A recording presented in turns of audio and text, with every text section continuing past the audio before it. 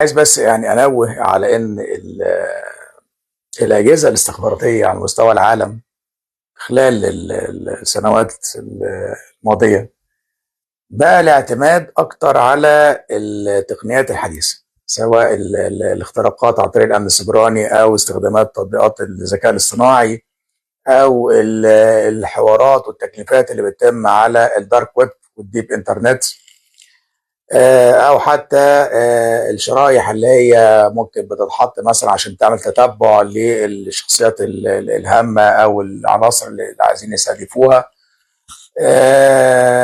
المعلومات ذات نفسها برضو بقى باستخدام تطبيقات معينه في الذكاء الاصطناعي بيتم تحليلها وبيتم برضو استخلاص منها التوصيات والتقديرات المواقف الاستراتيجيه. فالكلام ده كله يعني حصلت فيه الجاسوسيه طفره. الالكترونيه ده جزء، لكن انا بتكلم على الجاسوسيه الافراد. الكلام ده كله طبعا لا يغني عن العنصر البشري، والعنصر البشري الحقيقه برضه لازال هو بيقوم بدور رئيسي في عمل الاجهزه الاستخباراتيه.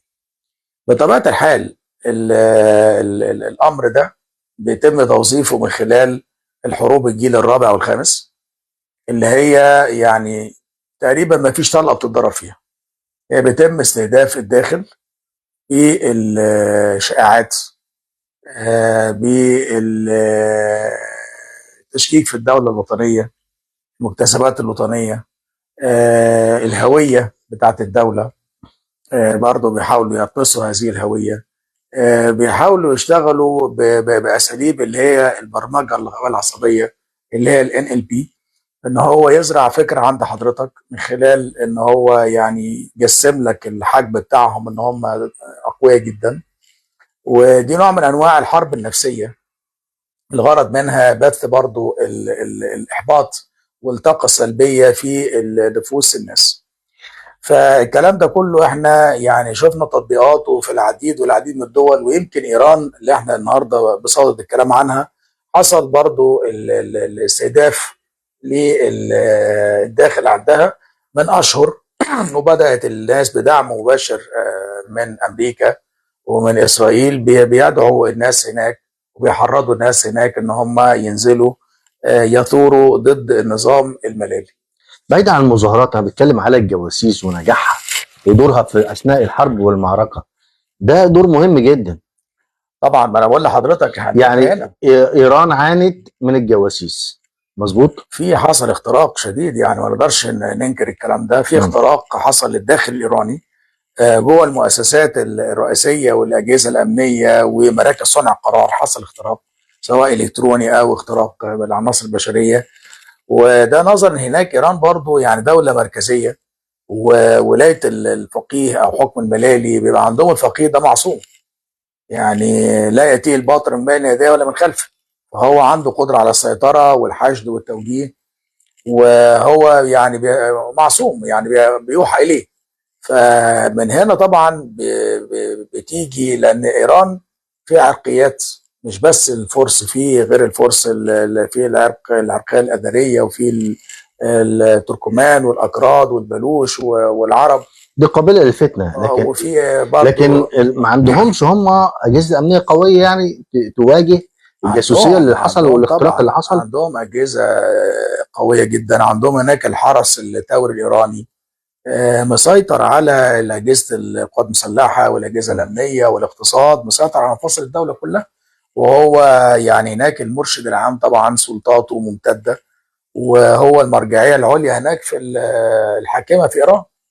فبالرغم من الكلام ده، الا ان برضو الظروف الاقتصاديه اللي كانت بتمر بها ايران نتيجه العقوبات الاقتصاديه والحصار الاقتصادي خلق برضو نوع من انواع الاحتقان عند القاعده الشعبيه. مظبوط. الاحتقان ده بيسهل عمل الاجهزه الاستخباراتيه في ان هو بقى يبدا يجند و جواسيس او عملاء. يعني الوضع الاقتصادي الصعب لاي دوله يبقى من سهل اختراقها من خلال الجواسيس. طبعا. طبعا، يعني ده كلام مقلق يا فندم. وده اللي استغل في ايران، ان هم استغلوا برضو الوضع الاقتصادي هناك وانخفاض مستوى المعيشه، لان ده بيأثر بشكل مباشر على الولاءات. بس في الدول العربيه الخليجيه حصل اختراقات برضو من خلال الجواسيس، وتم تحديد اماكن وجود الجنود الامريكان في الفنادق او في السكنات، وتم استهدافهم فعلا والضرب. ما هو فيه هو تجديد مضاد.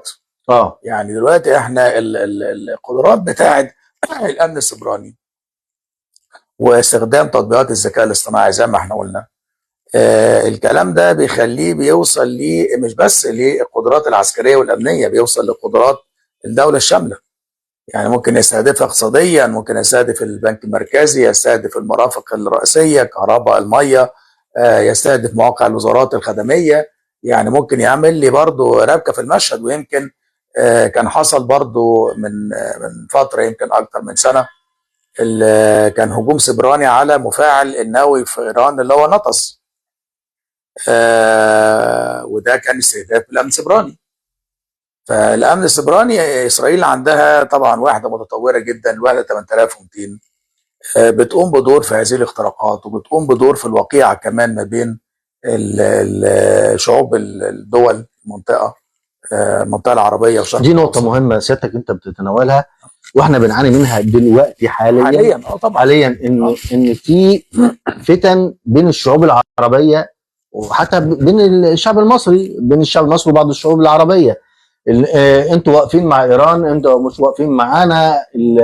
الكلام اللي بيطلع كمان من شخصيات ممكن تلاقيها مثلا من احدى الدول، يقول لك ده صحفي، ده كاتب، ده مش عارف ايه. الكلام ده حقيقي ولا مستهدف من اجهزه المخابرات الاسرائيليه؟ اكترها استهداف طبعا، بيبقى هي يعني توجيه بيسموها الذباب الالكتروني. يعني توجيه اللجان ديت بيخش هم باسماء مستعاره، ويبدا يعمل وقيعه ما بين الشعوب وما بين مكونات الشعب الواحد. فيعني الكلام ده كله بغرض ان هو يعني بيعمل طاقه سلبيه، وبغرض انه بيعمل وقيعه، وبغرض انه بيعمل استقطاب، تخريب طبعا اوطان. تخريب داخلي. لان انا يعني هم فشلوا في تحويل الحرب من يهوديه امريكيه ضد الاسلام اللي تبقى مذاهب. يعني بص حضرتك، يعني هو سنه وشيعه. اساس اللي هم بيعتمدوا عليه في المنطقه العربيه وفي العالم الاسلامي بوجه عام، الصراع السني الشيعي. م. وصراع السني الشيعي ده يعني انبثقت منه بقى جوه الشيعه في الفرق زي الاثنا عشريه والزيديه والاسماعيليه، وجوه السنه في جماعات متطرفه زي الحركه الوهابيه وكل التيارات السلفيه التابعه ليها، وجماعه الاخوان والتنظيمات اللي هي تتبعها. فهذه الصراعات طبعا كلها موجهه ومسيسه، والغرض منها تفتيت الدول. هذا الصراع كان بترعاه دول، والدول دي بتقوم بدور وظيفي. زي ما احنا عندنا مثلا كده ايران بتلعب دور وظيفي من خلال تصدير الثوره والاذرع المسلحه بتاعتها المختلفه.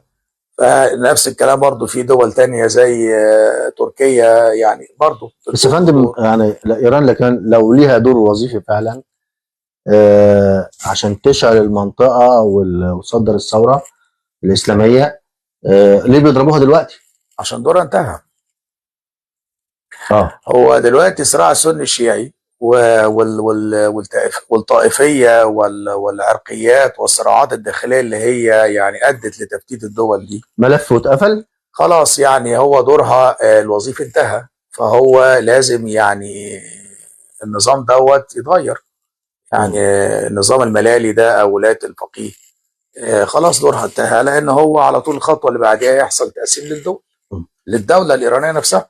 وبعد كده المفروض وفقا للمخطط بتاعه يعني ان هو يصفي بقى الجيوب الشيعيه الموجوده في العراق وهنا وهنا وسوريا وبتاع، وبعد كده يبدا يخش بقى على تركيا ثم لان هي يعني اسرائيل الكبرى اللي هم دلوقتي بيروجوا ليها بشكل معلن في وسائل الاعلام المختلفه ومن خلال دوائر رسميه مسؤوله. يعني خلاص يعني اسرائيل الكبرى بالحدود التوراتيه بتاعتها. بحس سيادتك الامني، احنا كشعوب عربيه عايزين نفهم طبيعه الشعب المصري. الشعب المصري بيحب الشعوب العربيه وملتحم واخوات وكل حاجه، وهم مش عايز لهم اي ضرر، وعايزهم يعيشوا في امان وسلام. في نفس الوقت الشعب المصري بيكره اسرائيل وعايزها تتدمر، وبيكره امريكا وظلمها الفتوه ده المغتصب كل الثروات الدول العربيه والاسلاميه، واللي جاي عايز يعمل فتنه وعايز يضرب المسلمين بالمسلمين وعايز هو يخرج. فالشعور ده اللي عند المصريين، ازاي الاشقاء العرب يفهموا ان احنا مش عايزين ضرر ليهم، وان احنا معاهم قلبا وقالبا، وفي نفس الوقت عايزين الدمار لاسرائيل وامريكا؟ اعتقد ان هم عندهم الوعي ده. يعني احنا الحمد لله رب العالمين، حتى المشاحنات والامور اللي حضرتك تفضلت بيها ديت يعني على نطاق محدود. يعني ده يعني يبرهن ويؤكد ان هي الحاجات ديت مفتعله، اكثرها مفتعله. حتى العناصر اللي بتطلع بتتكلم من هنا او من هنا بتبقى عناصر برضو موجهه، يعني موجهه، سواء يعني بيخدموا على اجندات خارجيه، او واحد بيطلع يتكلم كلام غير مسؤول في المرحله ديت بدافع برضو. لان هو يعني انا دايما بقول نصيحه، يعني استدل ثم اعتقد، ولا تعتقد ثم تستدل فتضل. فلازم الواحد يعني برضو يعني اعمال العقل واجب.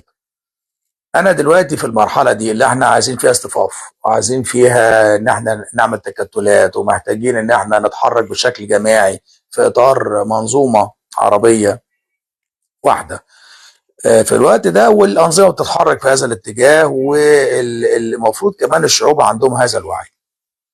فمش من مصلحه حد ابدا ان يحصل اي نوع من انواع الفتن في المرحله ديت، لان الخاسر الجميع. الخساره هتبقى علينا كلنا، ويبقى المكسب لاسرائيل. طب ازاي نوقد الفتن دي؟ يعني ما هو بالوعي. هل الشق الامني بالوعي. ليه دور في الموضوع انا ده؟ عايز اقول لحضرتك يعني الفتنه نائمه، لعن الله من ايقظها. مم. عندنا برضو يعني في الدين بتاعنا الحنيف، انا يعني درء المفاسد مقدمه على جلب المصالح او جلب المنافع. فاي فتنه ممكن تحصل في المرحله الدقيقه دي هيترتب عليها ايه؟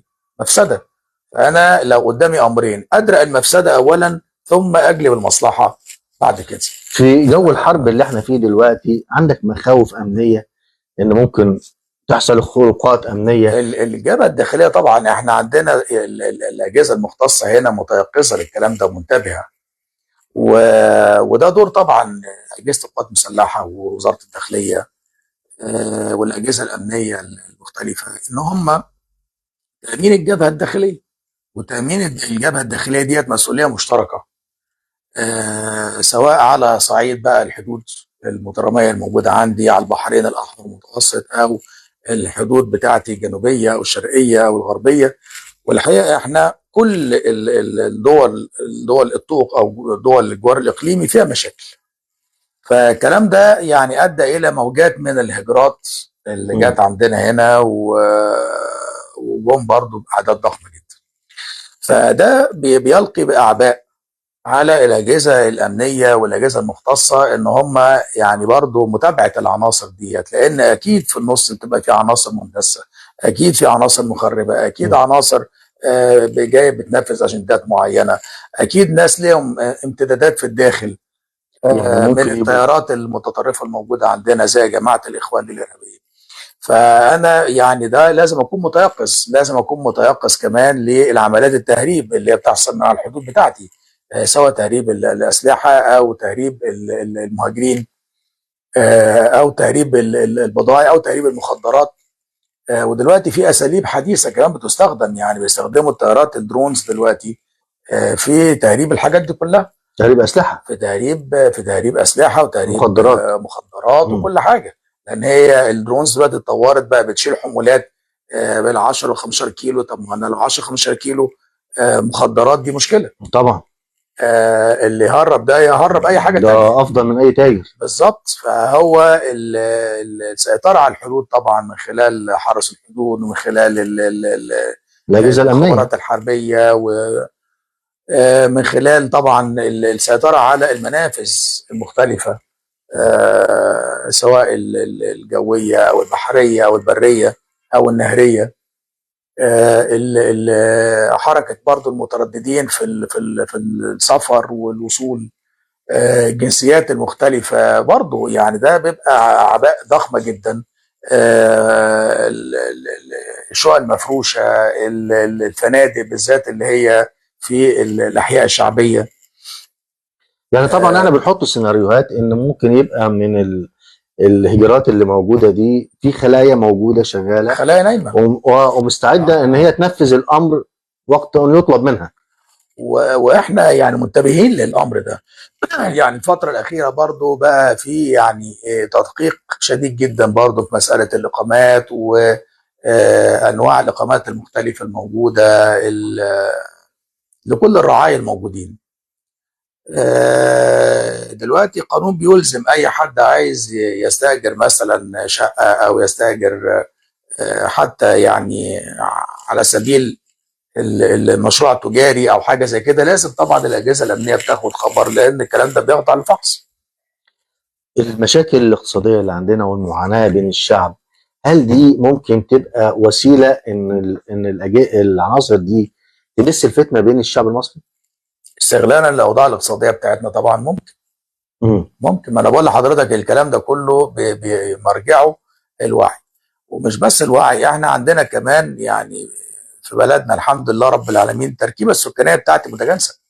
ما عنديش هنا مشاكل عرقيه ولا طائفيه، الحمد لله. فديت برضو ديت يعني من اهم ضمانات الامن القومي المصري. يعني المفروض المسؤولين او الحكومه تاخد بالها ان الوضع الاقتصادي المتدني ده ممكن يبقى فيه مشكله امنيه.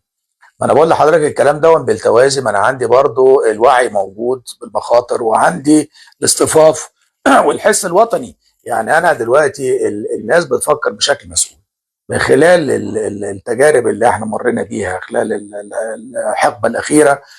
لقينا برضو عندنا ان الكلام ده يعني انعكاساته علينا كانت سلبيه، اقتصاديا واجتماعيا وامنيا، اقتصاديا بالذات. فبالتالي اي دعوات دلوقتي ممكن تكون مشبوهه، يعني اعتقد هتبقى برضو يعني ليها ارتباطات بالخارج، لان ما فيش حد دلوقتي يجي واحنا يعني المنطقه على سطح ساخن وبنواجه خطر وجودي كلنا، مش بس بلدنا والمنطقه كلها العربيه بتواجه خطر وجودي، وفي اطماع معلنه من قوى معاديه ان هم عايزين يقيموا دولتهم على حساب يعني اراضي من دول اخرى. فاي انسان يعني عنده اللي هي برضه اسرائيل، بالظبط، اللي هي اي الشيطان اللي موجود في الارض دلوقتي. بالظبط. فانا يعني انا اللي املكه انا كمواطن ان انا اكون منتبه، ان انا يكون عندي الوعي ده، ان انا برضو اخد بالي على اسرتي.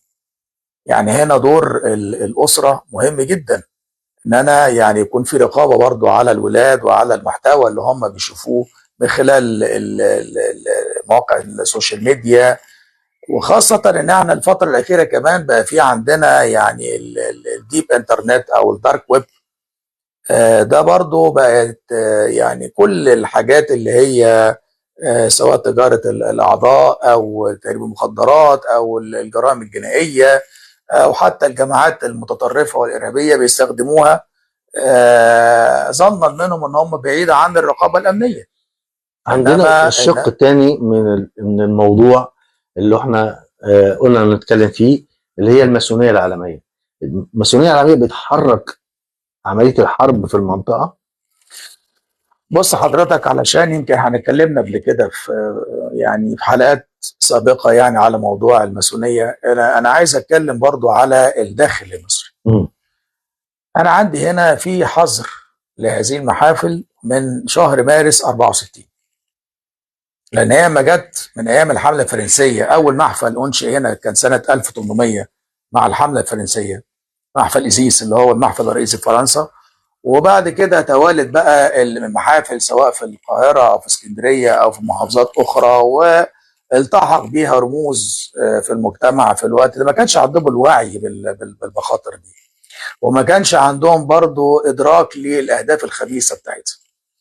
فالتحق بها رموز يعني من المجتمع وقاده وفنانين الكلام ده كله الحقيقه في شهر مارس لما الدولة المصرية تنبهت للخطر اللي بيجي من المحافل دي لارتباطها بالحركة الصهيونية العالمية، فاتقفلت واتحظرت الأنشطة بتاعتها.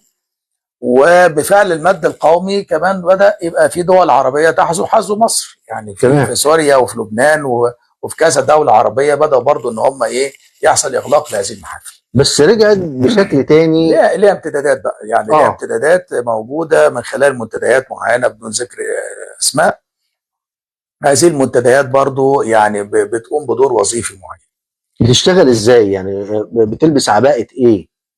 يعني منتديات بتقوم بادوار اجتماعيه وادوار خدميه وحاجات من هذا القبيل، يعني برضو بنفس الاسلوب بتاع الماسونيه. تشتغل بافعال خير. هي يعني ما الماسونيه برضو هي ما بتظهرش وجهها الحقيقي او ما بتظهرش وجهها الحقيقي للناس. يعني هي بتتستر وراء شعارات براقه، اخاء ومساواه وعداله اجتماعيه وحاجات من هذا القبيل.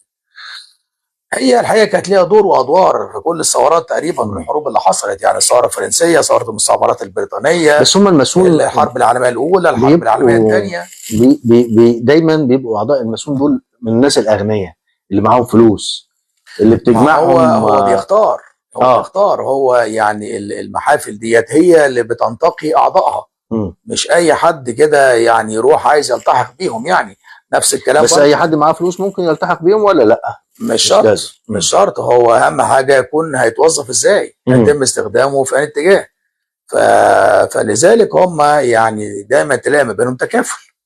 زيهم زي بالظبط المنتديات التابعه ليهم وزي الجماعات. ما عندنا برضو جماعه الاخوان الارهابيه، ما هي برضو الخلفيه بتاعتها خلفيه ماسونيه.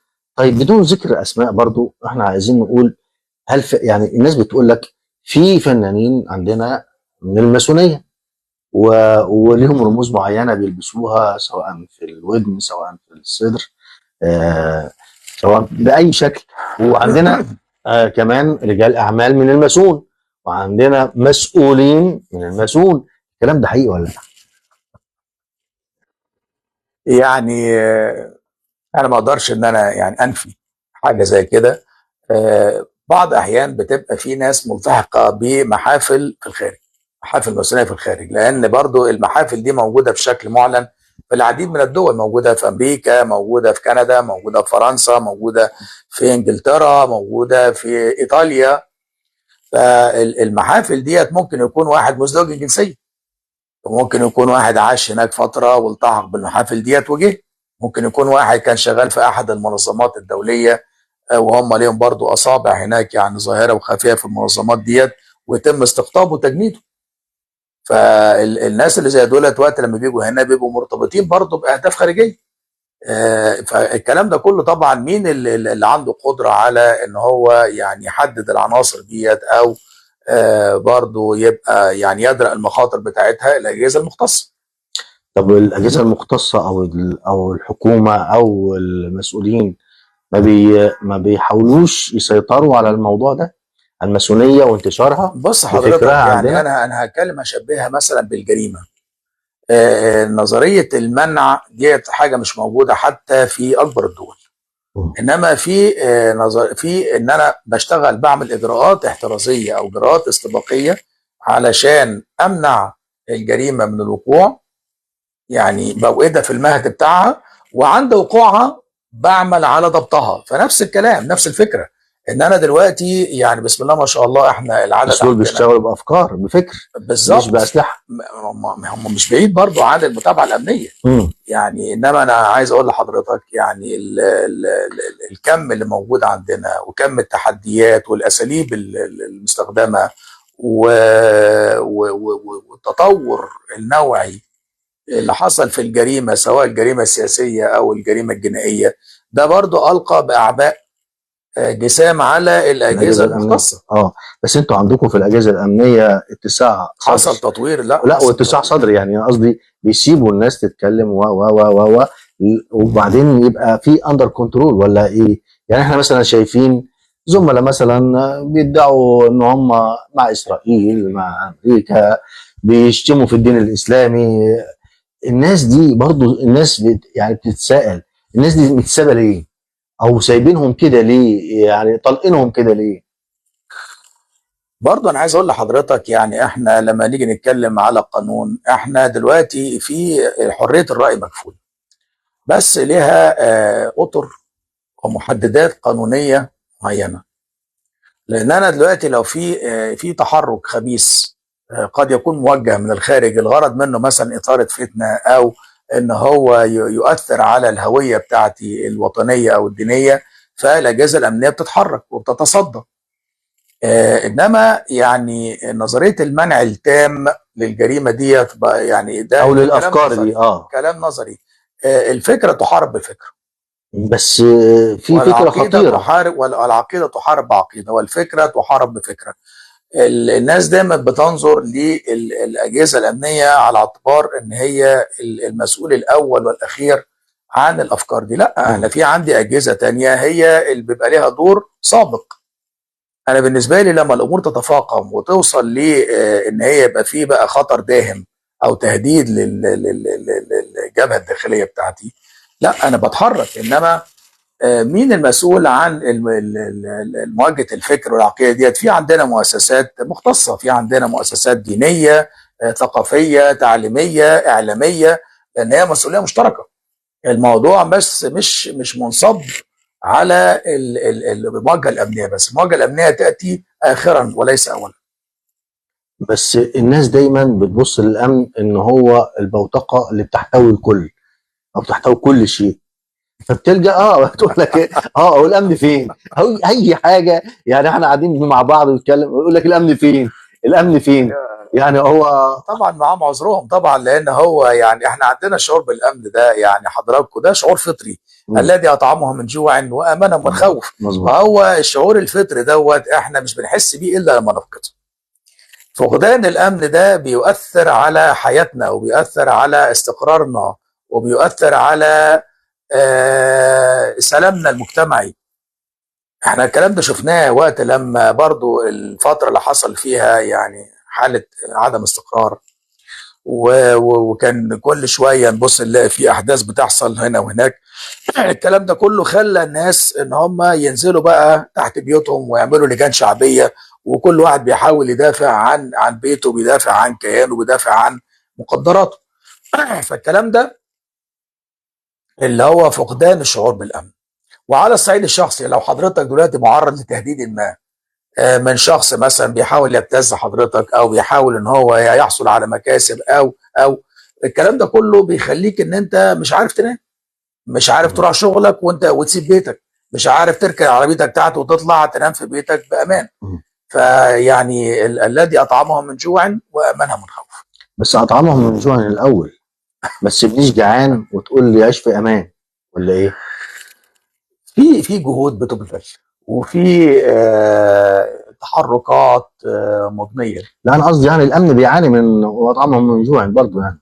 طبعا ما انا بقول لحضرتك الكلام ده وقت لما يبقى الوضع الاقتصادي متردي، او في مشاكل في الدخل بتاع الافراد، او الكلام ده بيلقي على طول بظلاله على معدلات الجريمه. بنلاقي معدل الجريمه يرتفع، مظبوط. بنلاقي السلام الاجتماعي والاسر ذات نفسها، نبص نلاقي برضه ارتفاع معدلات الطلاق. نبص نلاقي الهدوء والاستقرار اللي موجود والسكينه اللي موجوده عند الناس بتاثر. ده في ناس بتدخل تسرق الجريمه الجوامع. السياسيه، انا بقول لحضرتك ده في اكتر من كده، ده بيحصل يسرق خلل، الجامع. بيحصل خلل. ذات نفس برضو الجماعات المتطرفه بتلاقي برضو يعني مجال خصب ان هي تتحرك وتبدا ان هي تجند عناصر ليها، لان هنا الولاءات بتبقى فيها مشكله، والولاء غير الانتماء. عشان برضو يعني الناس بتلتبس عليها المفهوم الانتماء. احنا كلنا منتمين طبعا. بحكم ان انا راجل يعني معايا باسبور او بطاقه، انا منتمي. انما الولاء بيبقى مكتسب، فهنا الولايات بتتاثر، وهذا التاثير السلبي بيسهل المأموريه على الجماعات الشر. طيب احنا نحتوي ده ازاي؟ احنا دلوقتي بنواجه خطر اكبر. في احنا خلي بالك اجراءات، برضه في الاول وفي الاخر الخطر الاكبر لما بيتعرض الوطن لشيء مخاطر كلنا بنبقى لحمه واحده. بننسى يعني الجعان والشبعان وكله بينسى كل الموضوع وبيلتحم.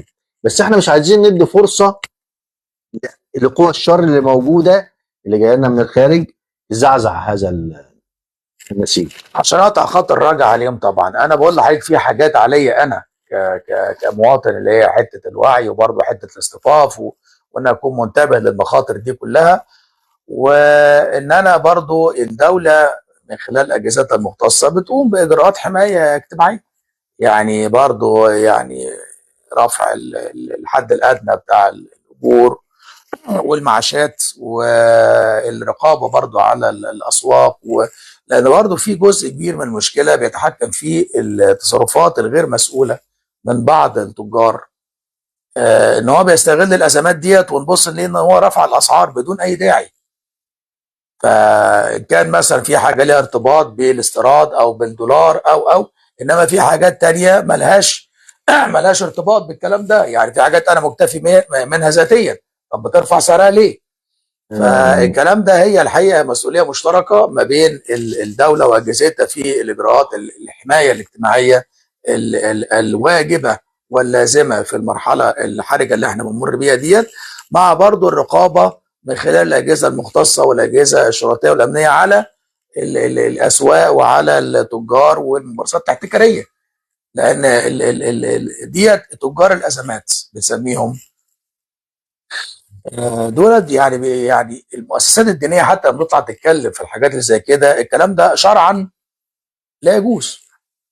يا فندم احنا يعني انت ما تقدرش تسيطر على ناس بتكسب ما يهمهاش فلان قاعد محتاج رغيف عيش ولا مش رغيف عيش، ده هو شغلته ان هو عايز يكسب، فانت هتسيطر عليه ازاي وتقول له وتراعيه وربنا والدين والاسلام؟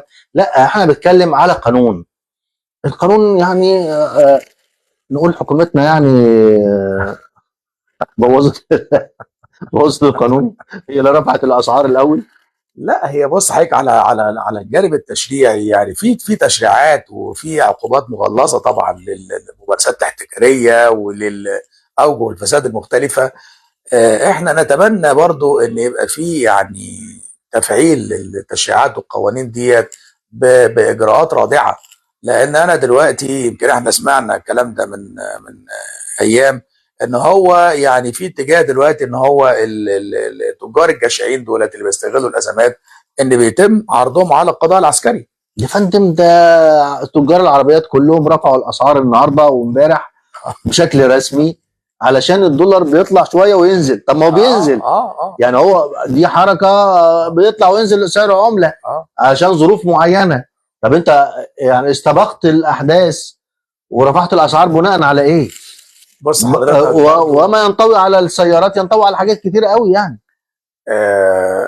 اتمنى، ما هو دول احنا سايبينهم. اتمنى ويعني ديت رساله برضو نوجهها لاصدقائنا اللي في الاجهزه المختصه، ان يبقى يعني مستوى التنسيق والتناغم ما بين الاجهزه ديت يعني اكتر من كده، لان الحقيقه هو دايما الجماعه دول بيستغلوا الثغرات سواء قانونيه او ثغرات في التنسيق ما بين الاجهزه المختصه، ويبدا انه ينفذ من خلالها.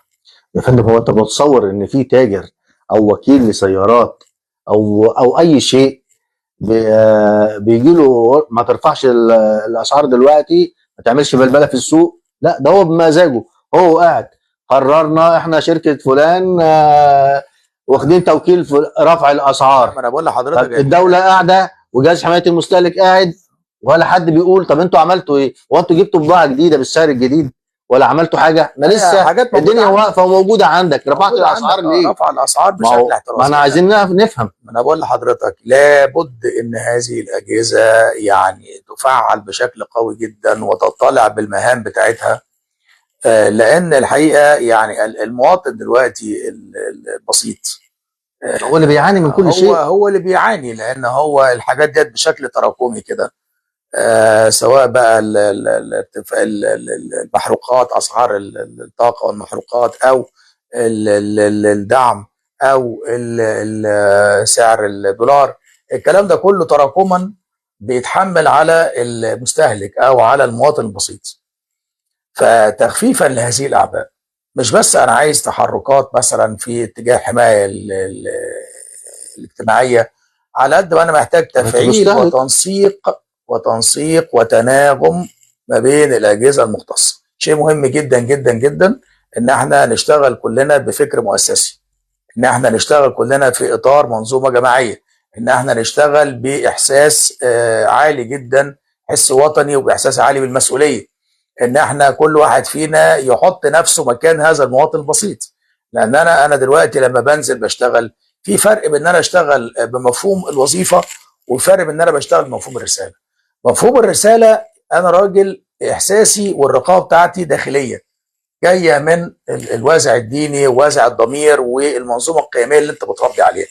فانا بدعو الناس ديت الحقيقه ان هم يشتغلوا بالاتجاه ده بشكل مؤسسي، يشتغلوا بتنسيقات. لان انا بقول لحضرتك هو دائما ابدا بيسعوا ان هم ينفذوا من خلال هذه الثغرات.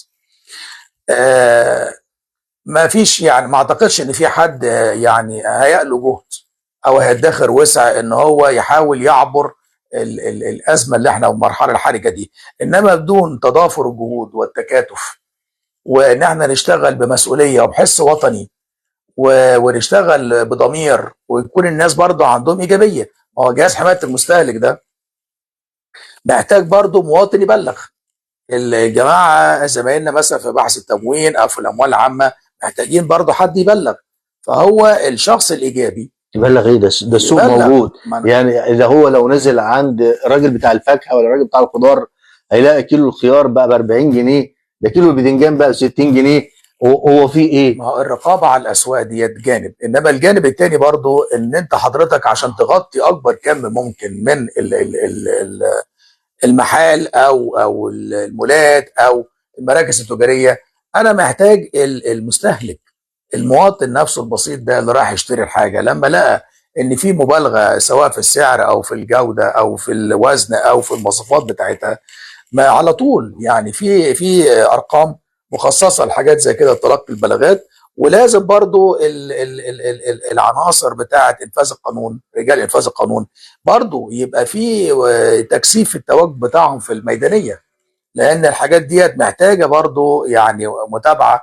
واحنا عارفين الناس يعني الحقيقه بيقوموا بجهود ضخمه جدا، حجم التحديات كمان ضخم جدا، وحجم الطموحات او سقف الطموحات عالي جدا، والناس بتعاني والكل مدرك هذه المعاناه.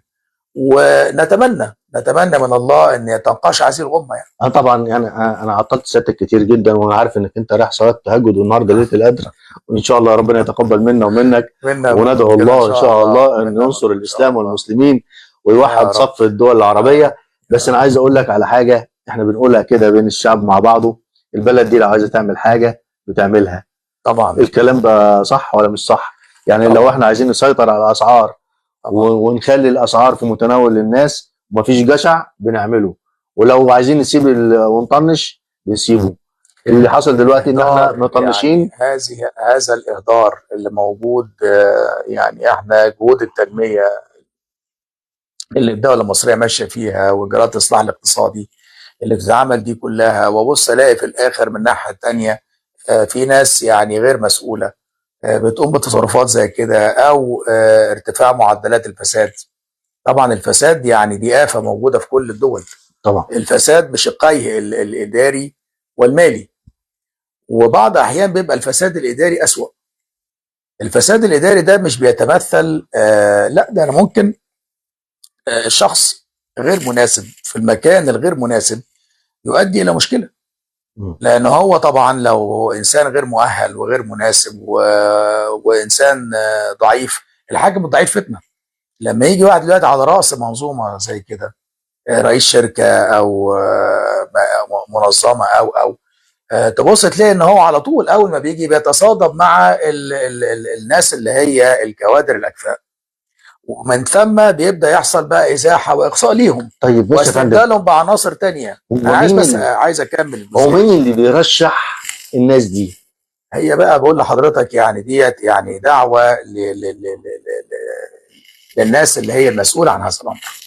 كمل. هذا الرجل المسؤول لو هو مش مؤهل بتبقى مشكله كبرى. لان ابو هيك بيتصادم مع العناصر مظبوط. الاكفاء، ويحصل اقصاء وازاحه واستبدالهم بعناصر تانية اقل كفاءه.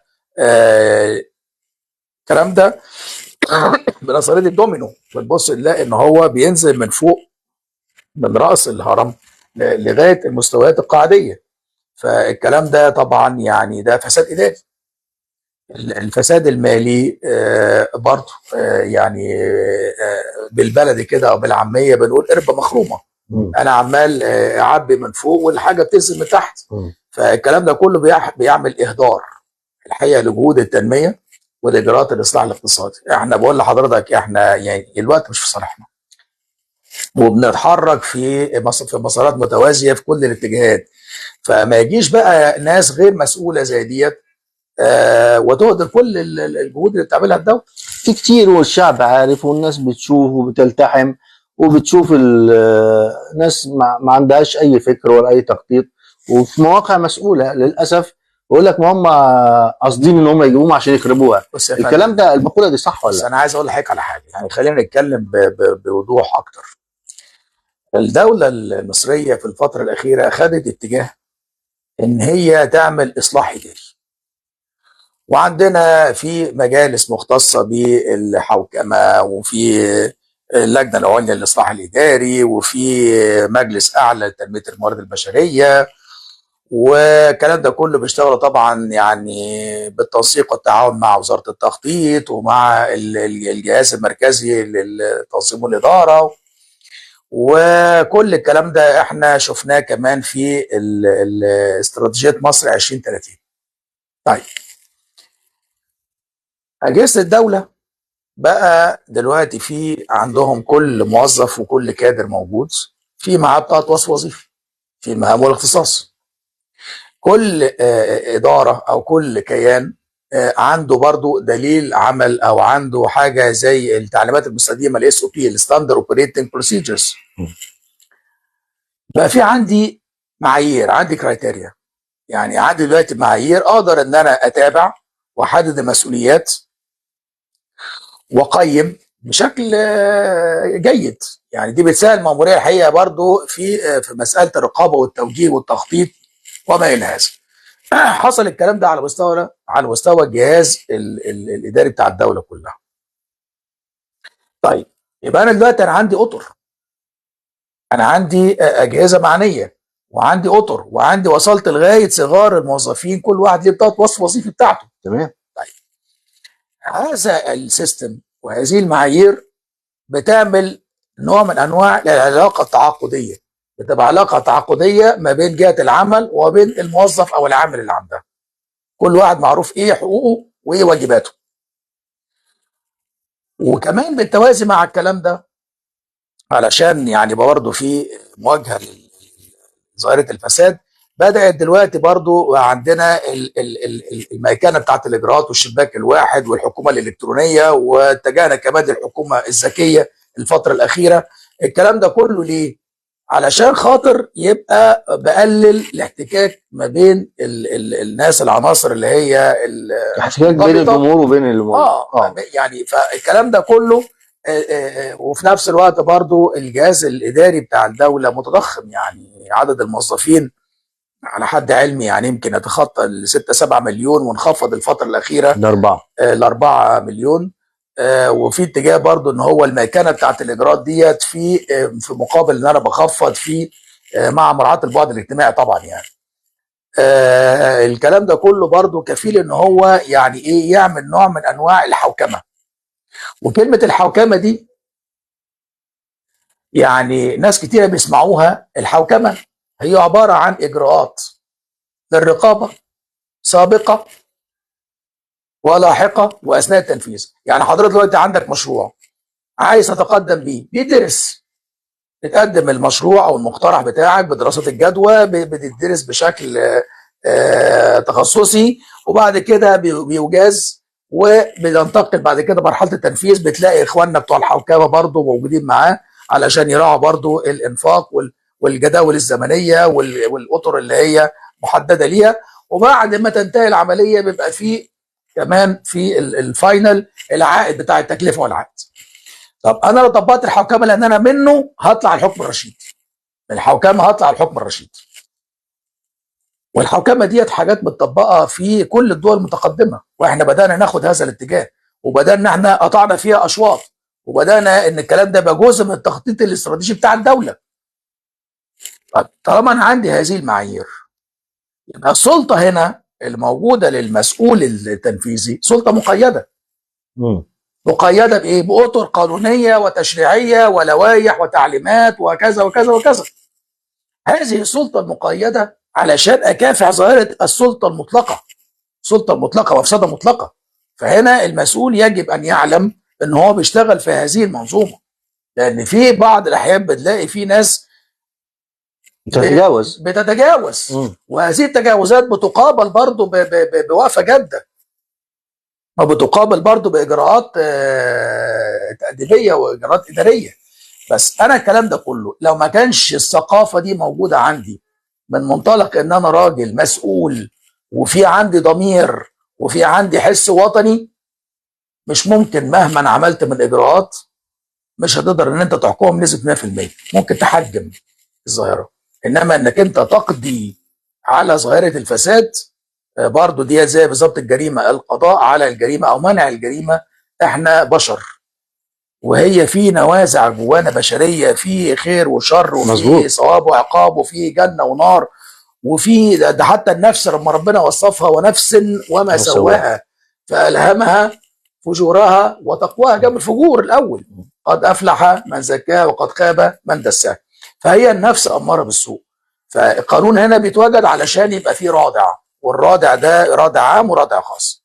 فنتمنى من الله يا رب ان شاء الله كده ان احنا نشوف يعني مزيد من التناغم والتنسيق والعمل المؤسسي في ثقافه العمل الجماعي.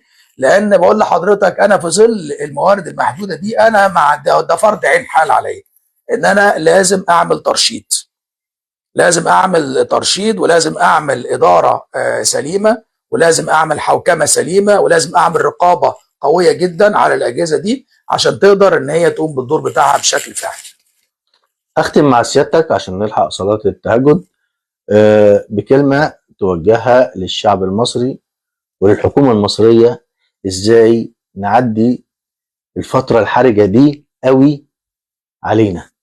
انا قلت تقريبا يعني هو يعني في خلال يعني اوجه الكلام وانا هشوف البث اشتغل لا زي الفل.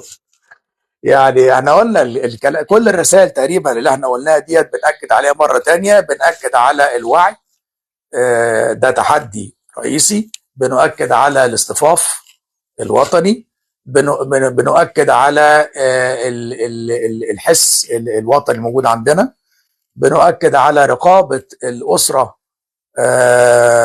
مع الاولاد بالذات مواقع التواصل الاجتماعي والحاجات اللي هي بتيجي عن طريق الفتن. وربنا يا رب يقينا شر الفتن ما ظهر منها وبطن، وكل عام وحضراتكم بخير. كل سنه وسيادتك طيب، ومتشكرين جدا يا فندم، الف شكر. شكرا جزيلا.